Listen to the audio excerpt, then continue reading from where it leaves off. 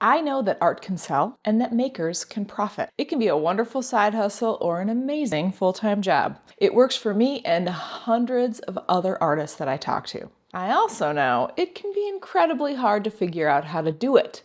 It can be hard to know who your audience is, where to find them, what to offer, and how to price it. On top of that, art is so personal. You made this thing. You might have cried. You might have bled. And then you're like, hey, it's $2.99. Who wants this? So vulnerable. So let's say you managed to make art and you managed to show it to the world, either in real life or digitally. These are two huge milestones, by the by, and it's more than a lot of dreamers can do. And then you manage to take this precious offering and put it up for sale.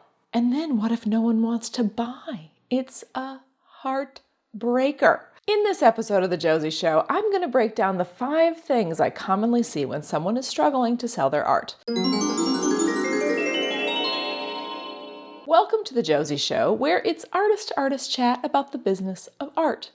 I want to help you make incredible art, and I want to help you sell your incredible art, because I think artists should get paid. So, reason number 1 your art isn't selling? It's just not ready. My 8-year-old daughter painted pine cones with gold craft paint and sat at the end of the driveway in our dead-end cul-de-sac trying to sell them to the passing cars. The art wasn't ready and the marketing needed some work, but I had to love the entrepreneurism. I see so many artists try some version of my 8-year-old's sales technique. They whip something together and they throw it up for sale and never mind that the passing cars are never going to stop. Maturity, unique voice, and technical mastery just takes a while to develop. And if you are very new to art, it's better just to focus on the art for a while. Adding an element of selling adds an unnecessary stress and is a possible confidence destroyer. When will I be ready, you ask? See reason number 2 for some insight here. The second reason people struggle to sell art is that their body of work isn't cohesive. This is a huge challenge for artists who want to try everything and do everything, which is amazing, and I love this energy so much because I think everyone should experience the joy of art making. But if you aren't ready to niche down and discipline yourself to create a series with one style and one recognizable expression, you are probably not ready to sell in a reliable and consistent fashion. To the collector, the try-everything artist just appears scattered and fragmented, and collectors feel more confident when it's clear the artist knows who they are and what they're doing.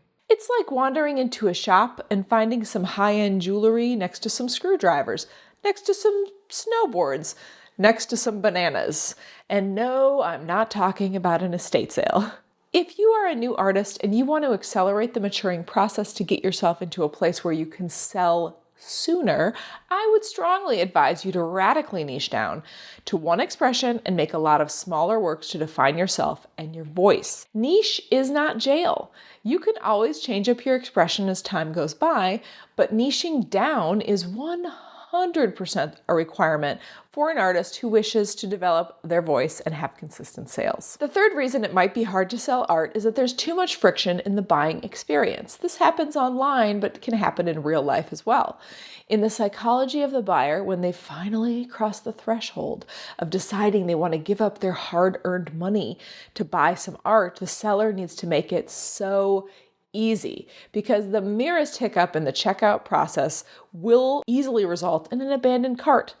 This is especially the case when Lauren is selling her clay sculpture via Instagram DM to Martine, a complete stranger. Martine is going to Venmo money to a complete stranger and hope she will mail her the thing and that the thing will be awesome.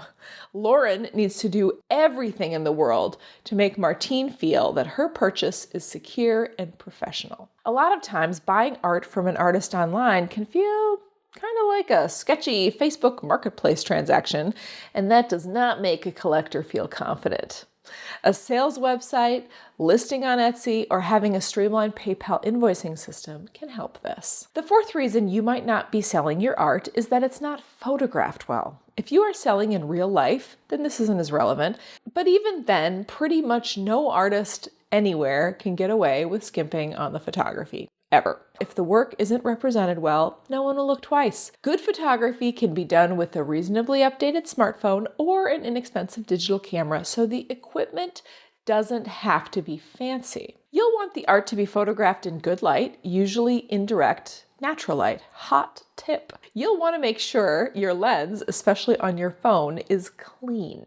The image should be in focus and no filters should be used that distort the color. You will probably need a bit of photo editing to tweak the color and the exposure. Detail shots and wide shots are helpful for context. You'll want the photograph to be clear and look just like the actual art to avoid any unpleasant surprises when your collector gets the art. The fifth reason your art isn't selling is it's not priced right. And I don't mean it should be cheaper. In a lot of cases, it should be more expensive. We don't want to get into a race to the bottom. With pricing, you need to put on your small business hat. You've got one. It's down there. It's in that drawer somewhere. Dig it out. While you're finding your small business hat, you should also download my guide, Pricing Your Art Made Easy, for a full list of considerations when pricing. The highlights from that guide are: you need to know your costs and your time and add a margin on top of that. When you're starting out, I recommend that you create a series of smaller works that are individually priced fairly modestly, somewhere around the cost of a nice dinner out for two. I would imagine that would be something that takes you 1 to 4 hours to make and has modest material costs.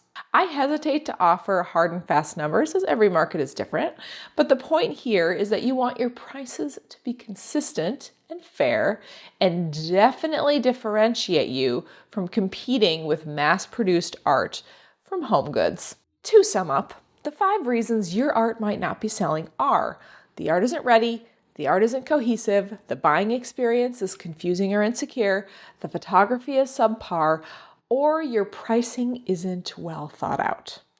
Can you think of any other reasons someone's art might not sell? Also, what challenges have you conquered in your art business that have helped you to sell more? Jump into the comments section with both your questions and your wisdom, and I will meet you there.